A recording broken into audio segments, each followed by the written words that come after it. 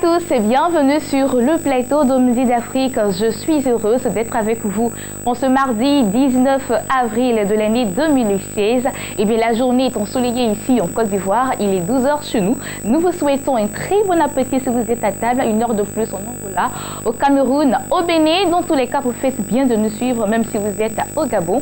Au menu de ce magazine, aujourd'hui, on sera avec notre consultant du jour, Pasteur Likré. Aujourd'hui, il viendra pour nous parler de la patience dans la rubrique rectificatif, une rubrique qui vous permet de rectifier vos différents comportements et ceux en tant qu'enfant de Dieu. Et nous allons continuer ce magazine avec nos différents annonceurs pour terminer avec notre rubrique médicale, tout se guérit en compagnie du docteur Youzo. Restez très bien assis en compagnie de ce très beau clip que je vous offre. À tout de suite avec notre consultant.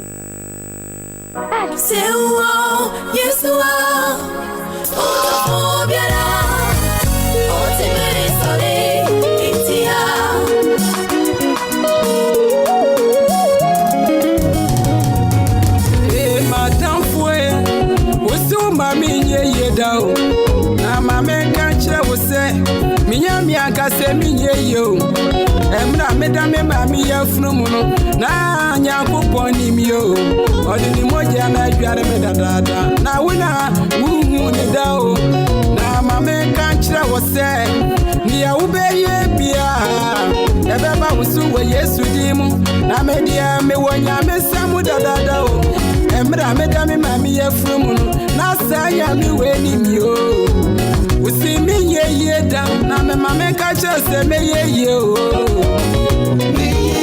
me ye ya mama me want me o e atanfo na wo se wo mre kwa o na me de mi ya mi ni mu dadada wo shira me dadada o na ne o be ye bia baba wo su wo Yesu Kristo di mu na me de me ye me ye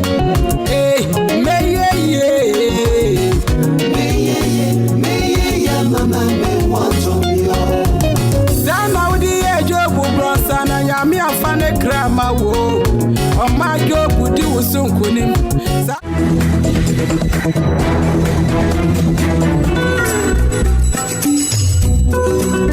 Il est installé sur notre plateau, notre consultant du jour, le pasteur Likré, et aujourd'hui, il nous parle de la patience. Comment ça va? D'accord. Pourquoi la patience aujourd'hui? Aujourd'hui, nous parlons de patience que la Bible dit. Or, quand on parle de foi, la foi a des exigences. Patience, excellence.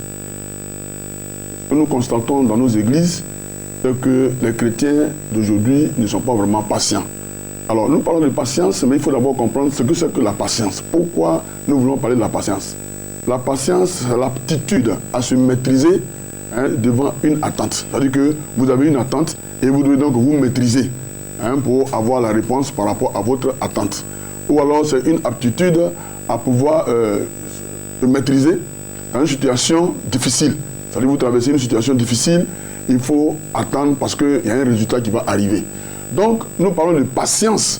Parce que si nous parlons de patience, c'est qu'il y a quelque part épreuve ou bien tentation. Voilà, donc le verset de base qui va nous servir à mieux comprendre ce thème, il est le suivant, il est tiré de Jacques chapitre 1, verset 2 à 4. Et la Bible nous dit ceci: mes frères, regardez comme un sujet de joie complète les diverses épreuves auxquelles vous pouvez être exposés, sachant que l'épreuve de votre foi produit la patience. Mais il faut que la patience accomplisse parfaitement son œuvre afin que vous soyez parfaits et accompli sans faillir en rien. Donc, le chrétien d'aujourd'hui se doit d'être patient. J'ai dit que c'est l'aptitude à se maîtriser dans une situation d'attente. Et vous attendez quelque chose, vous avez prié le Seigneur. Soit c'est un voyage que vous voulez faire, vous voulez également que Dieu se manifeste dans votre vie, vous voulez vous marier, vous voulez avoir l'argent, en tout cas vous voulez avoir un emploi, vous avez demandé des choses au Seigneur. Mais pendant ce parcours où nous sommes avec le Seigneur, où nous avons décidé de quitter le monde, il y a des épreuves qui se présentent devant nous. Il y a aussi des tentations qui sont devant nous. Si nous ne sommes pas patients, nous allons facilement rebrousser chemin. Et je vais donner cet exemple de la femme cananéenne. Elle n'avait rien à voir avec Jésus, mais elle est venue, elle a dit que sa fille était cruellement tourmentée par un démon. cette femme cananéenne qui n'avait pas de relation avec les Juifs est venue voir Jésus. Quand elle est venue voir Jésus, Jésus ne lui a même pas répondu un mot. Elle a dit, fille de David, secours-moi. Jésus ne lui a pas répondu un mot. Mais la femme, ça ne l'a pas découragée. Elle a continué. Et quand au moment où elle continuait à suivre Jésus, les disciples maintenant vont la chasser. Pour dire, Seigneur, elle fait beaucoup de bruit derrière nous, il faut la chasser. La femme ne s'est toujours pas découragée. Elle a continué, elle a crié encore à Jésus. Mais voici ce que Jésus va lui dire. Jésus lui dit, il n'est pas bon de donner le pain des enfants aux petits chiens. Premièrement, elle ne lui a pas répondu. Si c'est notre chrétien d'aujourd'hui, il serait parti de l'église. Il est venu à l'église, il veut voir le pasteur. Et puis le pasteur lui dit, non, moi, je n'ai pas le temps. Il serait parti, il dit, non, ici, là, les gens ne reçoivent pas. Il serait parti. Deuxièmement, ce sont les disciples qui sont là. C'est-à-dire les fidèles de l'église qui vont lui dire, par exemple, que bon, écoute, tu fais trop de bruit, depuis là, tu fais le tapage, tu veux voir le pasteur, ça veut dire quoi? Toi, là même, on n'a pas besoin de toi. Elle serait aussi partie. Et même là encore, jusqu'à ce qu'on puisse l'inciter, on dit, on ne donne pas le pain des enfants aux petits chiens. Mais voici sa réponse. Elle dit, mais les chiens mangent tout ce qui tombe de la table de leurs bêtes. Jésus a regardé cela jusqu'à là, il a dit, mais une telle foi, qu'il te soit fait selon ta foi. Et sa fille a été guérie. Donc la patience va nous amener à attendre en nous maîtrisant par rapport aux difficultés, par rapport aux tentations. Tu sais que tu attends une réponse de Dieu. Mais pendant que tu attends cette réponse de Dieu, il faut dans une position où le Seigneur lui-même va te tester aussi. C'est ce qu'on appelle les épreuves. Il n'y a pas de patience sans épreuve. Il n'y a pas de patience sans tentation. Donc, quand on parle de patience, ça veut dire quelque part qu'il y a épreuve. Or, les épreuves, c'est Dieu qui les permet. Quand vous lisez Deutéronome chapitre 13, le verset 1 au verset 3, la Bible dit, et je cite vers la fin de ce passage, Dieu dit ici que c'est lui-même Dieu qui permet les épreuves pour voir si nous l'aimons de tout notre cœur, de tout notre esprit et de toute notre âme. Donc Dieu permet les épreuves pour voir est-ce que tu es vraiment venu pour l'adorer, pour le servir, ou bien tu es simplement venu en spectateur pour passer le temps avec lui. Donc aujourd'hui, je suis sur ce plateau pour parler de patience, parce que Dieu n'a pas fini avec toi. Jésus lui-même, il est le modèle que nous devons suivre en matière de patience. Jésus a été injurié, il a été maltraité, il a été traîné dans la boue, mais il n'a pas renoncé à sa mission d'aller à la croix pour sauver le monde entier. Jésus a continué le chemin. Même quand le diable est venu le tenter, le diable l'a tenté par la parole. Quand vous lisez Luc chapitre 4, à partir du verset 1 au verset 18, le diable l'a tenté, mais Jésus n'a pas renoncé à sa mission. Le diable lui a dit, si tu tombes du toit, les pierres, c'est-à-dire que Dieu va t'accueillir, c'est-à-dire que les anges de Dieu vont te porter sur la main de peur que tu ne heurtes contre une pierre. Et lorsque l'attente devient longue, que doit-on faire pour ça? Ça, c'est une très bonne réponse. Quand l'attente devient très longue, il faut savoir une chose. Vous savez, tout à l'heure, j'ai donné le cas de la femme cananéenne. Elle a été d'abord, Jésus ne lui a pas répondu. Ensuite, les disciples l'ont chassée. Ensuite, même la parole que Jésus a dite, même, elle était pratiquement, elle ressemblait à une injure pour dire qu'on ne donne pas le pain aux petits chiens. Persévérer. C'est-à-dire que quand on parle d'attente qui devient longue, on parle aussi de persévérance. On parle d'endurance. La persévérance, c'est continuer d'attendre sans se relâcher. Et puis l'endurance maintenant, c'est supporter les épreuves et les tentations que tu trouves en cours de route. Mais la patience, c'est nous qui la trouvons longue. Mais avec Dieu, il n'y a pas de longue patience. Parce que Dieu a prévu toutes choses pour un temps. Et quand le temps de Dieu arrive, le Seigneur libère la bénédiction ou bien ton attente.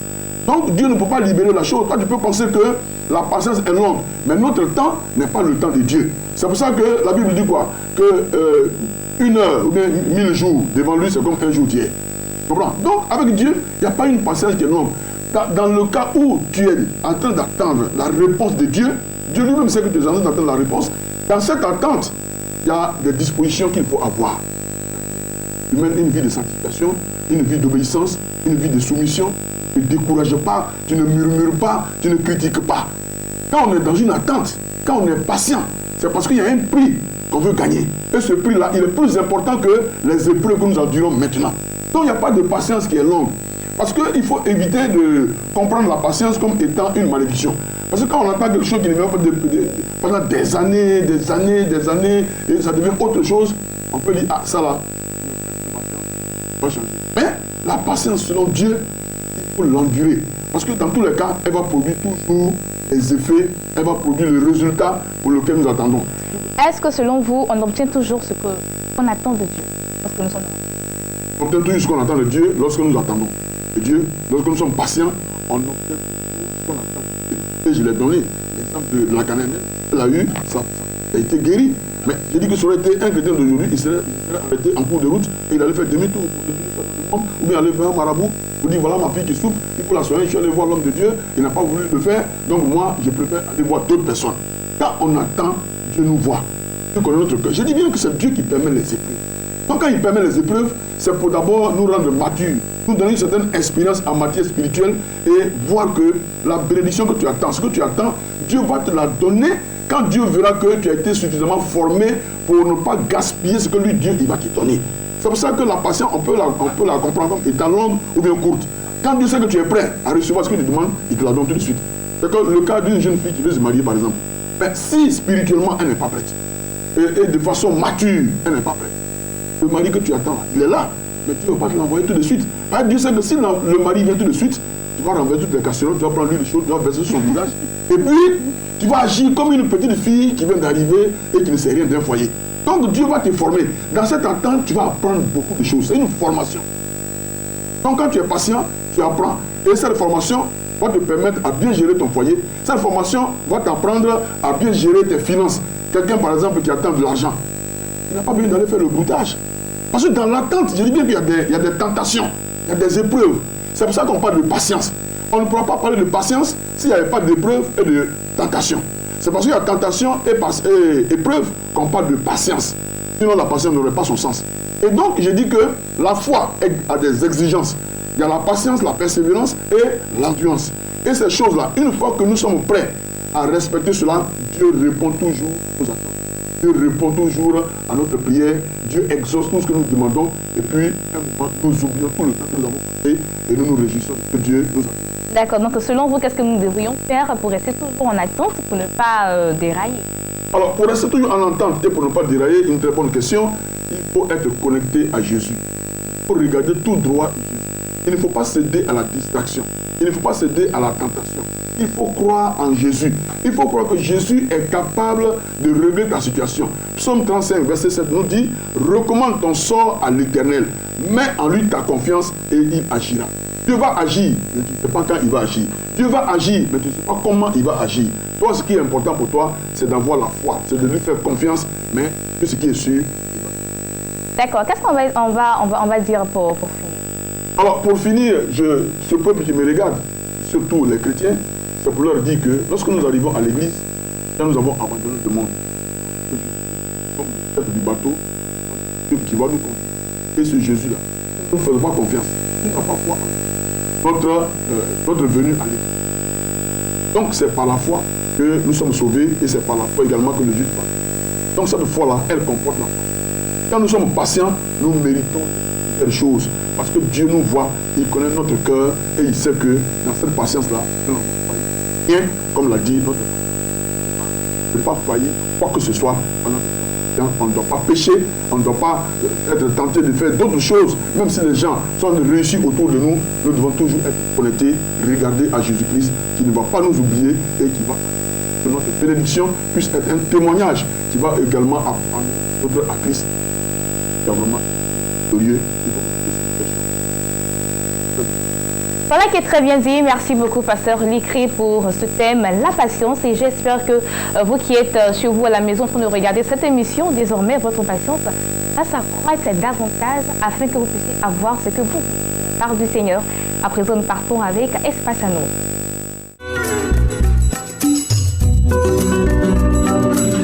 Espace Annonce, nous sommes avec le messager Maxime Mbra. Il est là au nom du temps de prière Jésus.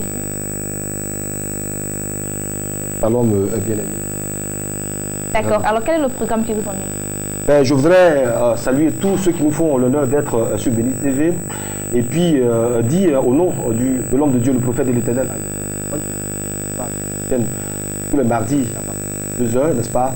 Remercier tous ceux qui nous appellent parce que, bon, je vais dire, le message de l'homme de Dieu pas écouté, suivi, et donc il y a des donc, je voudrais Merci à toutes ces personnes-là qui nous appellent. Et puis, souligner que l'homme de Dieu est disponible et disposé pour tous ceux qui veulent me rencontrer. Et donc, c'est tous les mercredis de 9h à 13h au camp de prière Jésus le chemin de la vérité qui est situé dans la commune de Port-Boué. Si vous partez en direction de Bassam, vous arrivez à l'ex-corridor de Port-Boué. À votre gauche, vous avez le 24e arrondissement. En 159, vous avez le merveilleux camp de prière. C'est là-bas, n'est-ce pas, que l'homme de Dieu reçoit tout le monde. Donc, tous ceux qui veulent le rencontrer, c'est possible, il est disponible et disposé. Cela dit, nos activités se poursuivent toujours au camp de prière Jésus le chemin de la vérité pour tous ceux qui veulent, j'allais dire, chercher la face du Seigneur. Mais bon, à la maison, c'est difficile à cause du bruit, à cause des enfants. Nous recevons, n'est-ce pas, tous ces retraitants, tous les mercredis à partir de 18h et puis 22h, nous proclamons, n'est-ce pas, la retraite. Et on peut être, pour les travailleurs, je signale, n'est-ce pas, qu'on peut être au camp de prière et puis aller vaquer à ses occupations, il n'y a pas de souci. Et minuit, on continue toujours la prière. Le lendemain, jeudi, il y a les enseignements de 9h à 13h. Il faut dire que le camp de prière, la spécificité du camp de prière, c'est sur la délivrance de l'âme.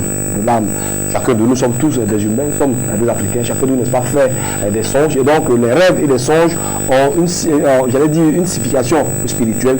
L'homme de Dieu, le prophète de l'Éternel, a été mandaté, n'est-ce pas, par le Seigneur pour décrypter les rêves et les songes. Je veux prendre l'exemple dans la Bible.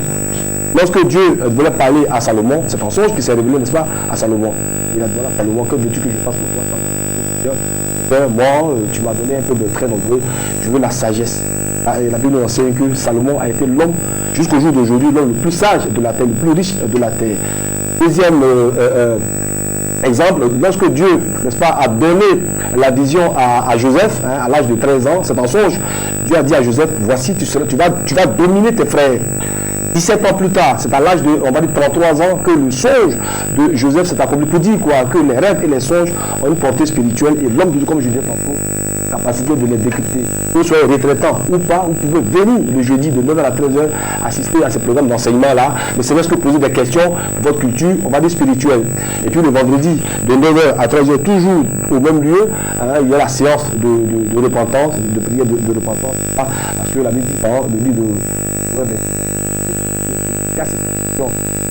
mais celui qui les appuie et qui les délaisse, bien miséricorde. La repentance fait partie du processus, n'est-ce pas, de bénédiction au camp de prière Jésus le chemin de la vérité, terminé, n'est-ce pas, les samedis. Tous les samedis, il y a la prière, dite prière des malades.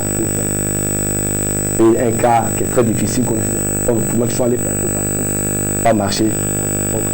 On va expérimenter encore et encore la puissance de Jésus qui n'a pas changé hier aujourd'hui. D'accord, la contact pour vous joindre. Voilà donc les deux numéros personnels de l'homme de Dieu, 07 78 97 00, 07 78 97 00, 03 09 33 09. Vous appelez l'homme de Dieu, c'est le seul serviteur de Dieu, n'est-ce pas, qui n'a pas de protocole, n'a pas de secrétariat. Vous l'appelez 24 heures sur 24, il décroche. S'il n'a pas décroché, certainement qu'il est en communication, il va vous rappeler. D'accord, ok. Merci beaucoup le messager Maxime Mbra. Il était sur notre plateau pour annoncer ce camp de prière, dénommé camp de prière Jésus le chemin de la vérité. Les contacts 07 78 97 00, le 03 09 33 09. À présent, nous partons avec notre rubrique médicale Tous guéris en compagnie du docteur Yusa.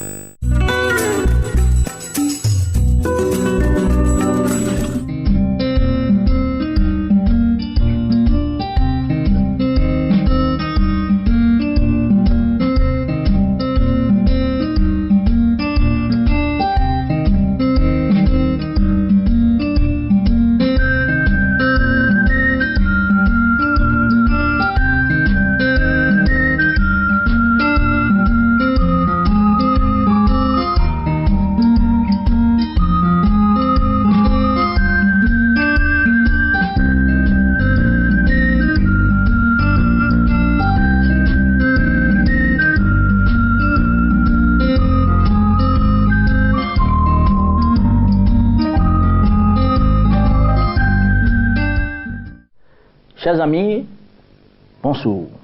Je voudrais dire merci à notre chaîne de télévision Béni TV qui nous fait toujours l'honneur de nous retrouver sur cette belle chaîne panafricaine qui nous apporte de bonnes nouvelles partout dans le monde. Parce que je sais qu'au travers de Béni TV, beaucoup de personnes ont été sauvées, qui ont entendu l'évangile, qui avait été prêché, et aujourd'hui, beaucoup ont été sauvés. Alors, ce n'est pas seulement aussi au niveau de l'évangile, mais il faut savoir que dans l'évangile, il y a aussi la partie médicale. Et comme la Bible dit, Luc même était médecin, donc aujourd'hui, nous voulons parler de certaines pathologies qui minent aussi dans la maison de Dieu. Aujourd'hui, je voulais parler de l'hypertension artérielle. Vous savez, l'hypertension artérielle est une maladie silencieuse que beaucoup ne prennent pas garde et qui malheureusement endeuille beaucoup de personnes, et même les pasteurs. Parce que, vous savez, beaucoup de pasteurs ignorent réellement que l'hypertension peut provoquer même des paralysies, même la mort. Et beaucoup de pasteurs sont décédés parce qu'ils n'ont pas été pris en charge rapidement dans le cas de l'hypertension artérielle. Alors, il est important de savoir les signes. Il faut comprendre que l'hypertension ne donne pas véritablement des signes particuliers, mais seulement vous sentez réellement soit des douleurs dans la tête, des céphalées chroniques, vous avez des formes de vertige, des lourdeurs, et vous avez un manque de sommeil, c'est-à-dire que le sommeil est entrecoupé. Il est important très rapidement d'aller voir un médecin pour vous faire consulter, pour qu'on vous prenne l'attention rapidement.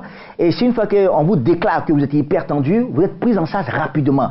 Mais malheureusement, il faut que les gens comprennent que l'hypertension ne joue pas seulement sur le débit sanguin qui circule dans nos artères, dans nos veines, mais aussi peut agir négativement sur les reins, parce que les reins aussi sont des régulateurs de la glycémie, de la tension artérielle.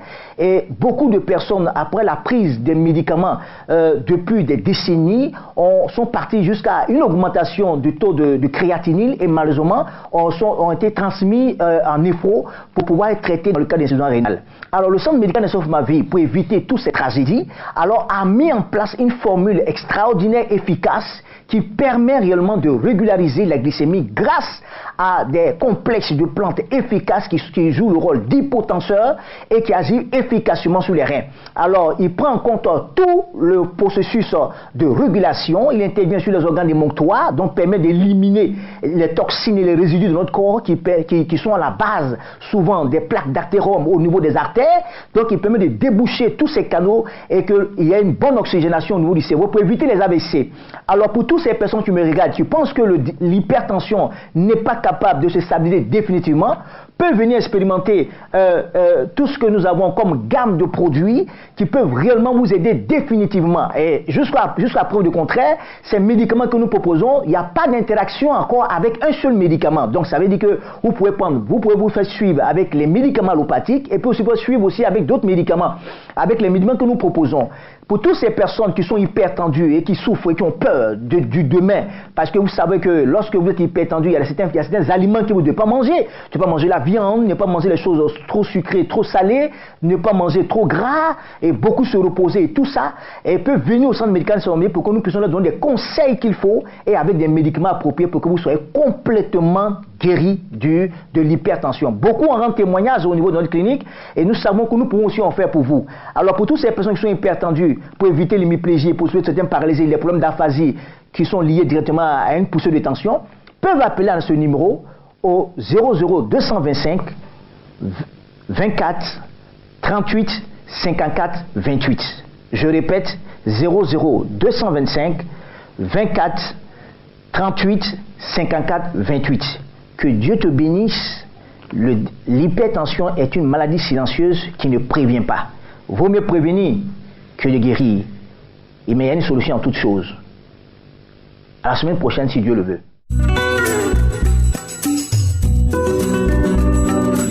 Et voilà, c'était le docteur Yozon de la rubrique médicale et tout se guérit. J'espère que vous aurez la santé que vous avez tant demandé au Seigneur Jésus-Christ. C'est ici que je vous dis au revoir. J'ai été très heureuse d'être avec vous en ce jour. Rendez-vous demain, 12h GMT. Vous pouvez également nous voir et nous revoir sur notre site internet www.tv.tv.